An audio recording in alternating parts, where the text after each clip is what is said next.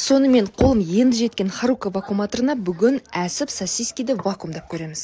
Жұмысым асханамен тікелей байланысты. Қолдың шұжықтарын, колбасасын дайындағаннан кейін оны әдемелеп вакуумдап орап жіберем. Бүгінгі вакуум аппаратым колбасаларды көбінесе дымқыл болғандықтан жөн сормайтын. Сосын мен ойлайтын мәселе ылғал шұжықтарда деп сөйтсем, вакуум қуаты мүлдем аз екен.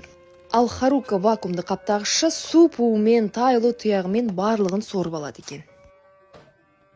Қараңыздар, не бәрі бір 20 секундтың ішінде тастай бір вакуумдап берді. Бір ауа өткізбейді. Енді бұндай вакуумдалған сосискиді біз даже 2 аптаға дейін смело сақтай аламыз, потому что ішінде ауа жоқ.